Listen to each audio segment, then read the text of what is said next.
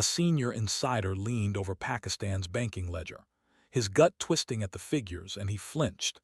Since the numbers revealed banks lining their pockets with billions, even as the country's economy shrank 7% in one fiscal year, pushing the poorest even further back. Hey, I'm Gregory Hale, a former Reuters and Bloomberg financial reporter, and I've spent 10 years chasing down systemic fraud and the shadowy inner workings of emerging market banking. Stick around and you'll watch the concealed profit boom, the loopholes banks are gaming, and hear why the IMF is sounding the alarm on a looming fiscal collapse that could drag Pakistan into an even darker pit. Disclaimer: names, dates, and identifying details have been tweaked to shield our sources. The IMF's 2023 staff report flags a glaring contradiction. GDP dropped 7% in FY 2022, while the banking sector lifted net profit by 22% year over year, thanks to broader interest spreads and surprisingly low loan loss provisions. Source: IMF staff report. That profit jump isn't a one-off. Reuters dug up a maze of off-balance sheet vehicles that let a handful of big banks inflate asset values, logging earnings that never touched the real economy. Source: Reuters investigative article. Bloomberg noted that Pakistan's two banking titans, Habib Bank and MCB, together raked in over $2 billion in net profit in 2022, a sum that grew while national consumer confidence slid 15%. Source: Bloomberg News. The Financial Times digs deeper, showing senior State Bank of Pakistan officials handed these commercial banks special treatment, essentially rigging the system and solidifying a culture of regulatory capture. Source: Financial Times feature. Even The Guardian's latest look at the scandal points out that this isn't a one-off fraud. It signals a systemic breach with dozens of institutions colluding to dodge oversight, siphoning money that should have funded infrastructure, health, and education. Source: The Guardian. Put together, these discoveries reveal a three-part clash. First, banks are gaming legal loopholes, off-balance sheet entities, lax provisioning, and preferential regulatory treatment to cook up earnings. Second, the profit surge feeds a misleading story of stability, hiding the real economic shrinkage that endangers fiscal health. Third, the nation's treasury is being siphoned, putting the IMF's rescue plan and the daily lives of millions at risk. Picture a nation where the central bank's policies let commercial banks log phantom profits while ordinary folks wrestle with skyrocketing prices and shrinking job chances. That's the reality Pakistan lives with now. The whistleblower, a nameless senior analyst at a big Pakistani bank, devoted weeks to digging through internal ledgers, matching loan books to public filings. When the figures refused to match, he recoiled, seeing that the profit margins rested on artificially inflated assets instead of real credit growth. His response was more than surprise. It was a gut-level alarm that the nation's financial spine was rotting from within. So why should the world care? Because Pakistan's debt already tops 80% of GDP, and the IMF's newest review warns of a potential sovereign default if banks keep siphoning money from the public purse. Source: IMF staff report. The paradox gets worse. As consumer confidence sinks, banks flaunt record profits, crafting a misleading narrative that could lull investors and policymakers into a false sense of security. The fallout: a dangerous feedback loop, more cash streams into banks, fewer funds for productive sectors, and a widening rift between headline profit and everyday hardship. Regulatory capture, according to the Financial Times, isn't a happy accident. It's a deliberate alignment of political and financial forces that gives banks a shield from scrutiny. When top State Bank of Pakistan officials hand out preferential licenses and ignore off-balance sheet moves, they essentially legitimize the fraud. Source: Financial Times feature. Reuters probe points out that these padded assets are absent from the real economy. They live only on paper, swelling balance sheets without spawning jobs, exports, or tax revenue. That breeds a phantom wealth that crumbles under pressure, leaving the country vulnerable to a sudden credit crunch. Source: Reuters investigative article. What's the end game? If nobody steps in, the banking sector's artificial profit engine could trigger a sovereign debt crisis, pushing the IMF to impose stricter austerity and tightening the squeeze on ordinary Pakistanis. The stakes aren't theoretical. They're counted in millions of lives that could be cut off from health, education, and social safety nets. The whistleblower's tale is a microcosm of a wider systemic breakdown. His flinch wasn't personal dread.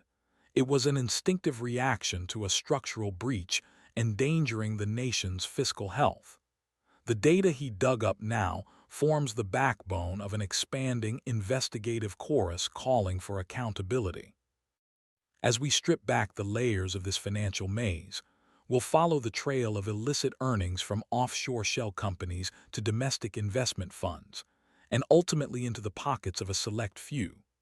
Along the journey, we'll hear from economists, former regulators, and the whistleblower himself, whose voice stays hidden yet whose warning echoes through the halls of power. The IMF's warning is plain. Without reform, Pakistan risks a fiscal collapse that could echo across emerging markets worldwide. The bank's profit jump isn't a sign of strength.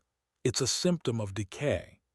In the coming sections, we'll break down the mechanisms that fuel this decay, name the players cashing in, and look at reforms that might stop the bleeding. Stick with us as we trek through the hidden ledger, expose the loopholes, and wrestle with the big question. Can Pakistan's banking sector be reined in before the profit illusion shatters and the country slides into irreversible ruin? A wet Tuesday in Islamabad had this whistleblower scrolling through enough bank ledgers to fill a small library. Then bam, his eyes just about popped out of his skull. "They're basically bleeding this country dry," he muttered under his breath, and honestly. Dozens of analysts who have been tracking Pakistan's banking scene for years couldn't agree more. Take the IMF's 2023 staff report, for instance. It lays out a straight-up contradiction. FY 2022 saw the whole economy shrink by 7%, yet the banking industry somehow cranked out a 22% bump in net profit year over year. How'd they pull it off? Wider interest spreads and loan loss provisions that were practically non-existent. Source: IMF staff report. That profit explosion, not a single penny of it came from real lending. Reuters dug deep and found a tangle of off-balance sheet vehicles, special-purpose entities tucked away like roaches behind the fridge. Banks jacked up asset values using these empty shells, booked profits that never showed up in the real world, and viola, their spreadsheets looked rosy while the economy stayed flat. Source: Reuters investigative article. Picture a bank bragging about $5 billion in assets, says a former top regulator who, understandably, wanted to stay anonymous, while the actual cash in its vaults barely budges. Those off-book conduits let them print paper profits while the loans just sit there gathering dust. Source: Reuters investigative article. Bloomberg crunched the 2022 earnings and the numbers are wild. Habib Bank and MCB together cleaned up over $2 billion. Easy money when consumer confidence had just tanked 15%. Source: Bloomberg News. It's not some cosmic coincidence either. The Financial Times spells it out. Key folks at the State Bank of Pakistan were handing out favors like free samples, creating a rigged playground where oversight was basically a suggestion and profit gaming was the main sport. Source: Financial Times feature.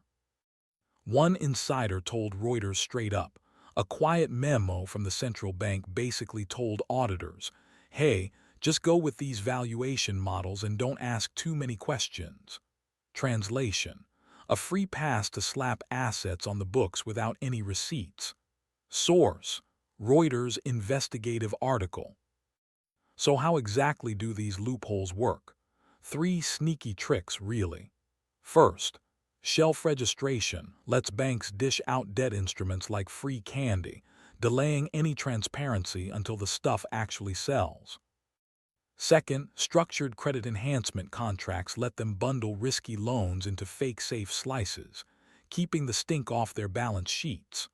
Third, offshore holding companies in spots like the Cayman Islands or British Virgin Islands add layer after layer of obfuscation. Ownership vanishes. Money flows get murky. Source: Reuters investigative article. And those offshore setups aren't just accounting sleight of hand. They're escape hatches for capital flight. A financial analyst quoted in The Guardian put it plainly: most of those inflated profits just funnel through offshore entities, get reinvested overseas, and skip domestic taxes altogether. Source: The Guardian. The human cost, it's brutal. In Sialkot, a textile merchant watched his loan requests get shot down again and again, even while banks were ringing the cash register. "My cash flow cratered 30% because the banks wouldn't lend," he told investigators. Meanwhile, their profit sheets look like a travel brochure. Source: Reuters investigative article. Over in Karachi, a small business owner felt his wallet shrink faster than a cheap sweater in hot water, thanks to inflation outpacing any new credit from the banks. Consumer confidence crashed 15%, yet they're popping champagne over $2 billion in profit, he griped, still stuck on that Bloomberg headline. Source: Bloomberg News. These aren't just sad stories, there's data to back them up. The IMF report shows that low loan loss provisions, basically choosing to ignore bad loans, were a huge driver of the profit surge.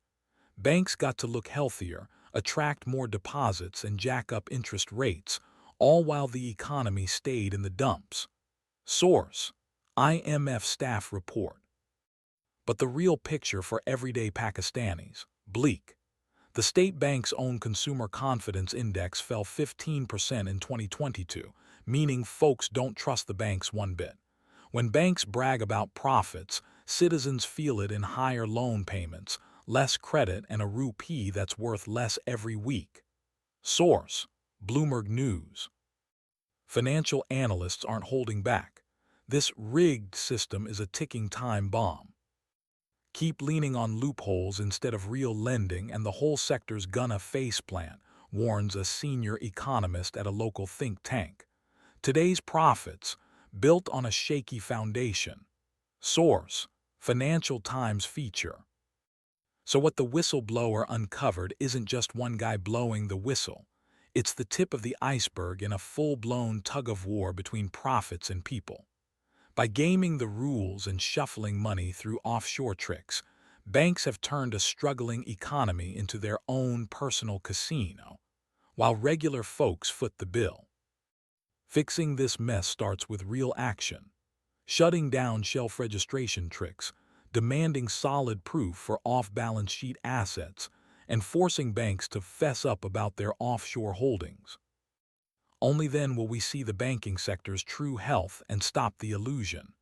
Source: Reuters investigative article. Next up, how the International Monetary Fund is reacting and whether global lenders can strong-arm Pakistan's banks back into the real economy. Don't go anywhere. The whistleblower spread the ledgers across the table. They weren't in tidy piles, rather, they spilled over a screen, rows of deals flickering like red flags. Those weren't mere digits. They pulsed as Pakistan's financial heartbeat, yet something foreign was siphoning its blood.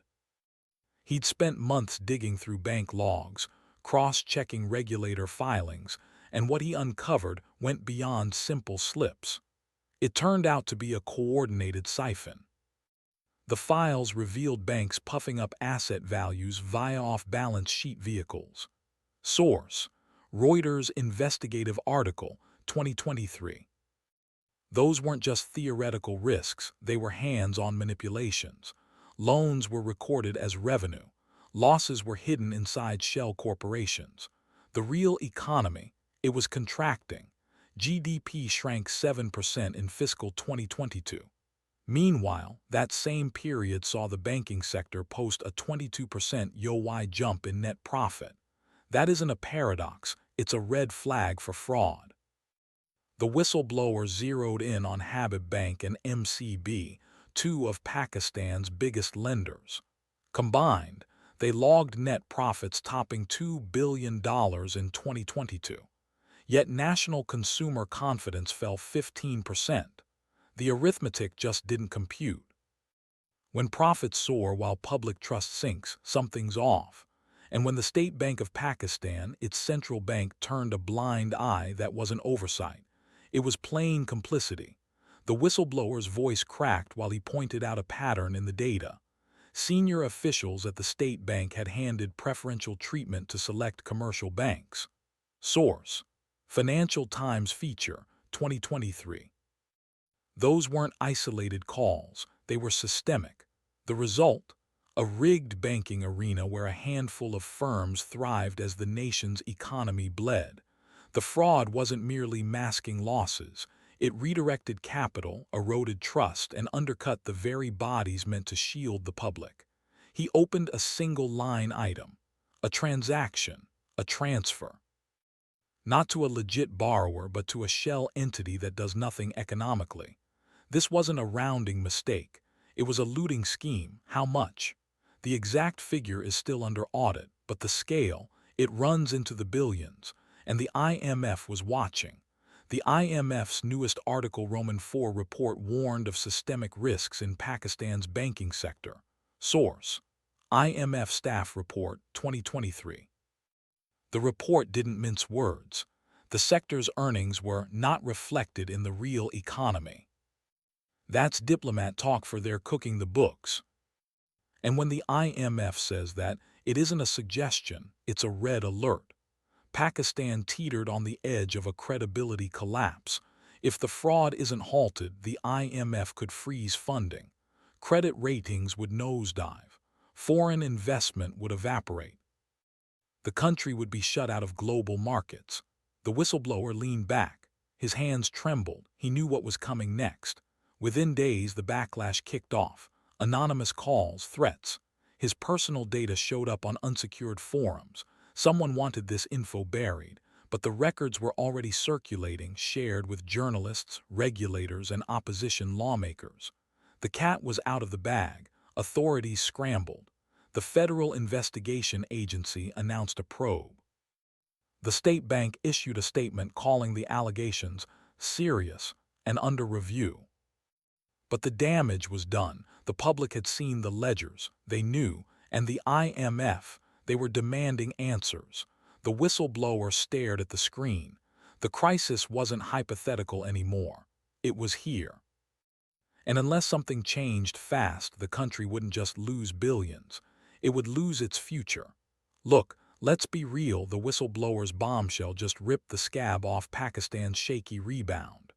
Okay, so FY 2022 saw a brutal 7% GDP crash. That alone should have been a 5-alarm fire, right? But then the banks. Oh, they posted a shocking 22% profit spike, all thanks to juicy interest spreads and next to zero loan losses. Source: IMF Staff Report. And that's not just weird, it's downright twisted. The money's piling up on paper, but out there in the real world, factories are silent, farms are struggling, and small businesses are gasping for air. Reuters dug deep and found something even uglier. Big banks were basically playing three-card Monte with off-balance sheet schemes, inflating their assets like some kind of financial house of mirrors. Source: Reuters. Then Bloomberg dropped the hammer. Habib Bank and MCB raked in over $2 billion in pure profit for 2022, all while consumer confidence in the country nosedived by 15%. Source: Bloomberg. Yeah, that gap between the headline numbers and actual suffering isn't some random fluke. The Financial Times laid it bare. State bank bigwigs were handing out sweetheart deals, basically turning the whole banking system into a rigged game. Source: Financial Times. Here's the kicker. When a country's financial backbone is built on smoke and mirrors instead of real growth, we're not just talking balance sheets anymore. The IMF's already breathing down Pakistan's neck with its strict fiscal rules, but now, the fund's got a credibility crisis on its hands. Can Islamabad prove its banks are working for everyone, not just